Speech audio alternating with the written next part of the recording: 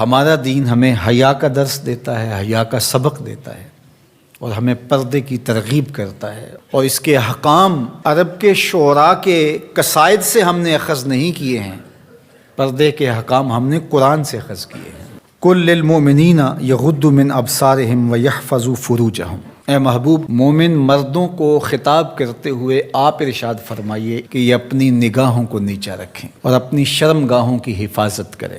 اللہ کے محبوب نے ارشاد فرمایا کہ جو اپنے دو جبڑوں کے درمیان یعنی زبان اور دو ٹانگوں کے درمیان پارسائی کی جگہ ان دو چیزوں کی مجھے ضمانت دے دے، میں محمد انہیں جنت کی ضمانت دیتا ہوں صلی اللہ علیہ وآلہ وسلم۔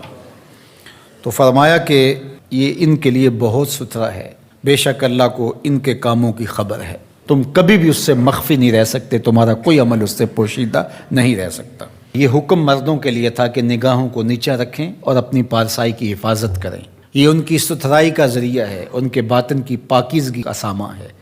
جب نظر پاک ہو جاتی ہے تو پھر دل پاک ہو جاتا ہے۔ 40 دن تک جو شخص اپنی نگاہ کو مکمل پاک کر لے تو اس کو نماز کا حظ آنا شروع ہو جاتا ہے، اس کا سرور آنا شروع ہو جاتا ہے، اس کی کیفیت آنی نہیں۔ 40 دن بڑے نہیں ہوتے، یہ مشق کر کے دیکھنی چاہیے۔ تو اس لیے جب نظر پاک ہوتی ہے تو عبادات میں حظ، لطف اور سرور ملتا ہے۔ نظر پاک ہوتی ہے تو پھر خیال بھی پاکیزہ ہوتے ہیں، نظر پاک ہوتی ہے تو پھر سوچیں بھی مثبت آتی ہیں۔ وَقُلْ لِلْمُؤْمِنَاتِ، اور اے حبیب اہل ایمان عورتوں سے فرمائیے، انہیں حکم دیجیے، یغضضن من ابصارہن، کہ وہ بھی اپنی نظروں کو نیچے رکھیں، اپنی نظروں کی حفاظت کریں۔ مرد تو اپنی نظر کی حفاظت کرے، اور اس کے لیے ایک طرح سے آسان بھی ہے کہ عورت پردہ کرتی ہے تو جو عورت نہیں پردہ کرتی وہاں اس کو کنٹرول کرنا پڑے گا، لیکن مرد کے چہرے پہ پردہ تو نہیں ہوتا، تو عورت تو پھر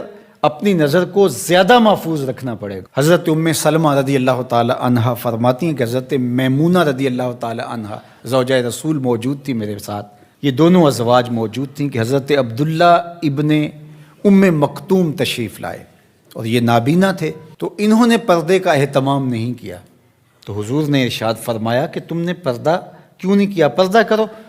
تو انہوں نے آگے سے کہا حضور یہ تو نابینا ہیں، فرمایا تم نابینا تو نہیں ہو۔ وَيَحْفَظْنَ فُرُوجَهُنَّ، اور اپنی پارسائی کی حفاظت کریں، اپنی آبرو کا پہرا دیں۔ عورت کے لیے بہترین عمل اور بہترین وظیفہ اور بہترین عبادت اپنی آبرو کو بچانا اور آبرو کی حفاظت کرنا ہے۔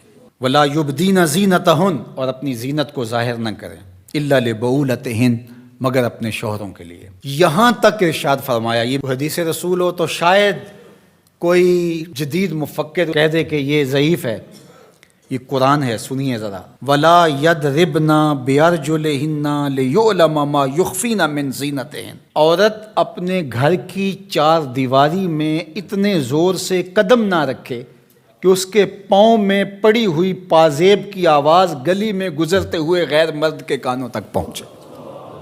یہ قرآن ہے، حالانکہ گلی سے گزرتے ہوئے مرد کو کیا پتہ کہ جس کے پاؤں میں پڑے ہوئے پازیب کی چھنکار کی آواز باہر آ رہی ہے وہ بوڑھی خاتون ہے یا 7 سال کی بچی ہے، اسے تو نہیں پتا، اور اس کو بھی نہیں پتا کہ باہر کوئی گزر رہا ہے یا گلی خالی ہے یا کوئی بوڑھا گزر رہا ہے یا کوئی بچے گزر رہے ہیں، لیکن اسے یہاں تک حکم دیا کہ تیرے پاؤں میں پڑی ہوئی پازیب کی چھنکار، تیرے پاؤں میں پڑے ہوئے جوتوں کی آواز بھی ایسی نہیں ہونی چاہیے کہ غیر مرد تک وہ پہنچ کر کے اس کو متوجہ کر دے۔